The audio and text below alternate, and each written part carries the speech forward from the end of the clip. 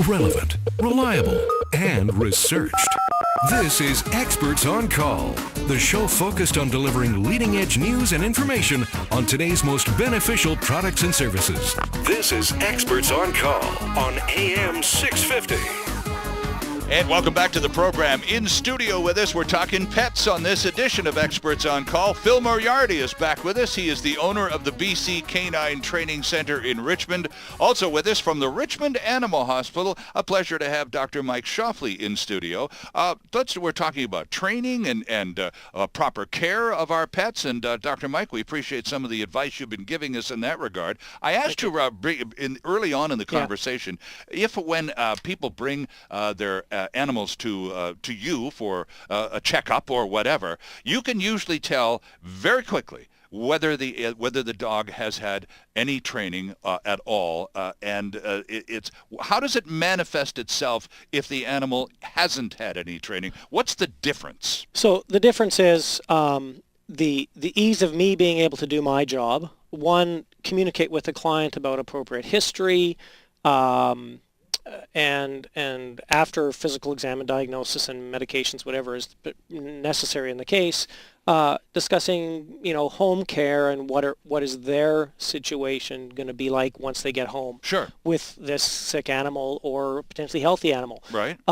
If the client can't hear me talk and can't concentrate on the questions that I'm asking or the things that I'm saying to give me an appropriate answer because the dog is panicked or barking or whining or just pacing the room, right. And they won't take their attention off the dog, then our interaction can't be as rewarding as it should be for the client. Right. From the dog's perspective, it's probably pretty miserable for the dog too. Here they are in this strange environment with this strange guy. Their mom's coddling them or their dad's coddling them. Which is reinforcing that this behavior is inappropriate. So the dog is shaking, it's trembling, it's disoriented, and whining or barking, and the client's saying, "Oh, good dog," and reinforcing that inappropriate behavior. So rewarding it. You're validating the fear and the trembling and the trepidation and anxiety. Thanks for acknowledging I should feel this bad. Right. Yeah. Right. So the dog is going, "Oh, I guess it's okay to feel this freaked out. And I better feel even worse the next time I come." Oh. And then makes your job a little tougher. And then we have to put the dog up on a steel table. Well, that's not much fun if you're a dog that's used to being on the ground or in somebody's lap. True. And then, say you need to do the nail trims and the dog is not comfortable with it. Well, I mean, we can trim any animal's nails. And it's not fun for your dog to either need a sedative once a month to get its nails trimmed, which happens. Really? Eh? Or a general anesthetic, which happens. Or to have 5 people hold your dog down so that, with it screaming and kicking and peeing and pooping everywhere just to get their nails trimmed. So that's not a fun experience for your dog. Mm-hmm. And it's really not a fun experience for you to hear your dog and see your dog go through that. And to be honest, it's not a fun experience for us. Right. And it becomes a vicious cycle. And it becomes a vicious cycle because the next time that dog is going to be even worse. That's right. In that situation. Because it's had all of the weird negative behavior reinforced. Oh, that's okay. Right. It's okay. And the more excited or distressed the dog becomes, the more validation the owner gets for feeling that. Exactly. Yeah. So Phil, back us out of that one? And you're the pro here. How do we prepare a dog to go to the vet, which is a really alien environment, smells kind of funny and all of that. And we try to keep it not too alien. No, I know, but it is at times. It's not the backyard, Dr. Mike. That's all I'm saying. So but I think the bottom line comes down to with a well-rounded, calm dog, no environment is really alien if they trust the master. True. So he's not leading me any place bad, right? Because I trust him. And he wouldn't do that. Or if I am anxious, he's not.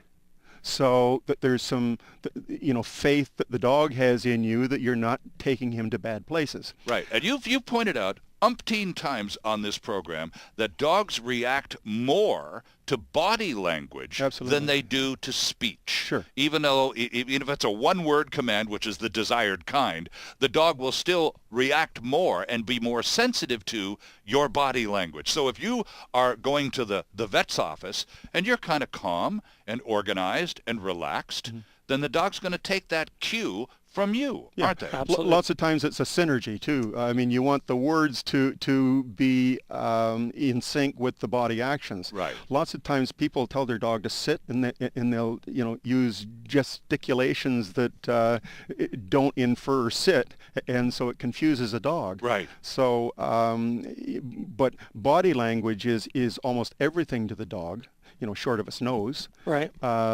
Because it doesn't matter what you say. I know whether you're kicking me or whether you're tripping over me. Mm-hmm. And so instinctively, they feel that vibe and the energy. So you could say sit and smack the dog. Well, what did the word sit mean? It didn't mean anything. The bad...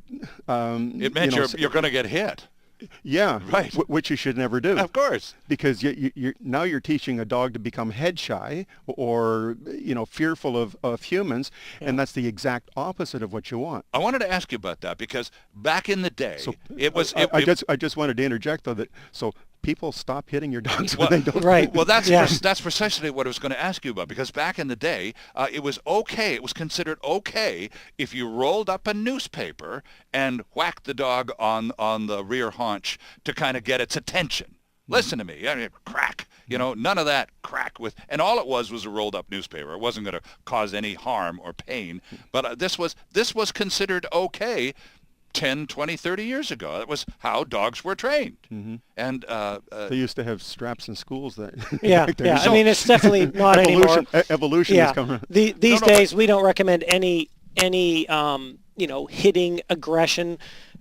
Aggression breeds aggression. right, and this is my point. This is Yeah. why I wanted to bring this up, because even though it may be ingrained in some humans, Yeah. because that's what it was like when they were kids, and that back on the farm, that's how Yeah. we trained the dogs, because there were so many of them, and they had to keep them in line. The point is that in 2014, who's the brighter member of this duo, the human or the dog? Exactly. The human should be able to figure out how to manage the dog short of whacking it. Right. And rubbing a puppy's nose in poop doesn't make it not poop in the house. It means, wow, somebody just stuck my nose in some poop. That's kind of yucky. Ah. I must have done something wrong, or maybe this guy's mean.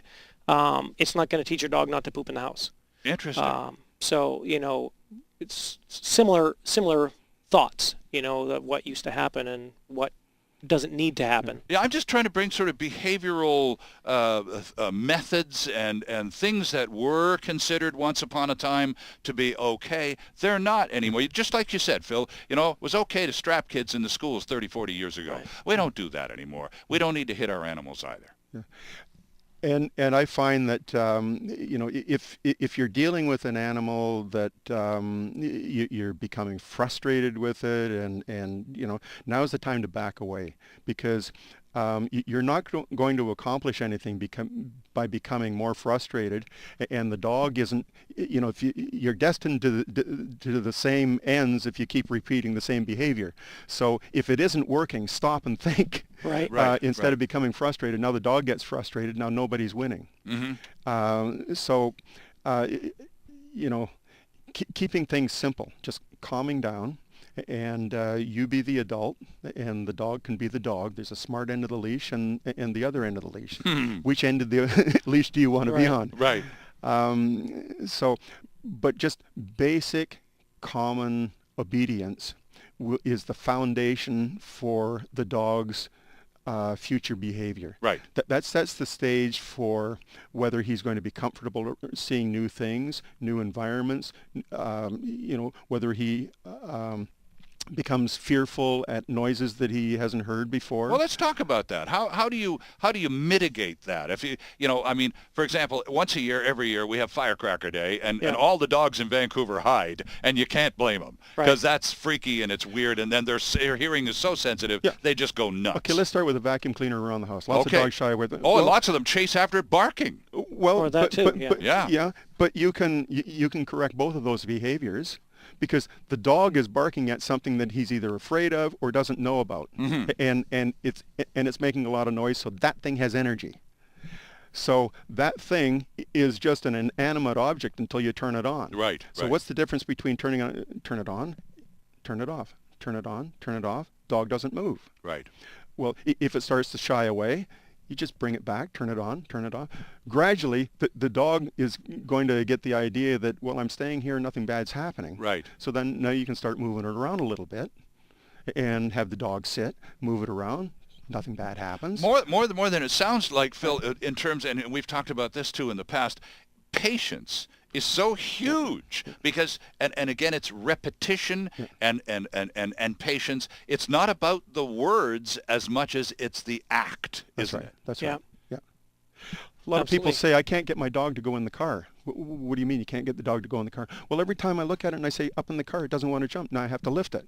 I said, well, then don't look at the dog when you're trying to go in the car. Open the door, have your body motion, all your energy directed at the place you want the dog to go, and just keep walking like there's nothing going to stop you. Right. And the dog will feed that energy and he'll jump up in the car.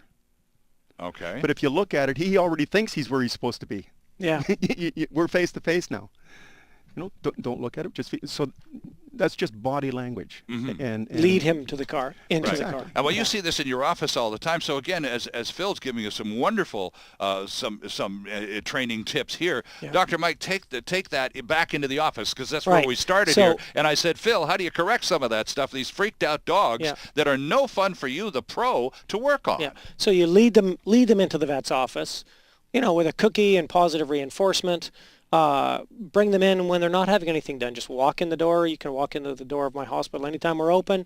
Walk in, grab a cookie, give it to your dog, get the staff to come around, give it a pat on the head, and walk out again. Right. We have lots of clients do that whose dogs have that type of a phobia. Interesting. Come into the exam room. We try to interact with the dog.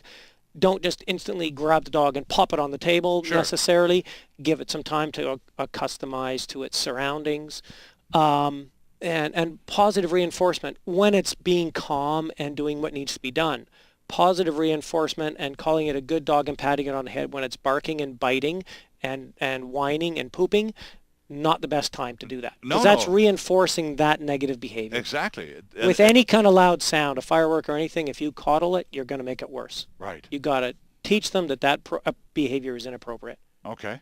All right. Need to take a quick break. Our guests from the BC Canine Training Center, Phil Moriarty, and from the Richmond Animal Hospital, Dr. Mike Shoffley. This is Experts on Call. We're talking pets tonight. Stay with us. More ahead. There's still more ahead with Experts on Call, the show focused on delivering relevant and beneficial consumer information. This is Experts on Call on AM 650.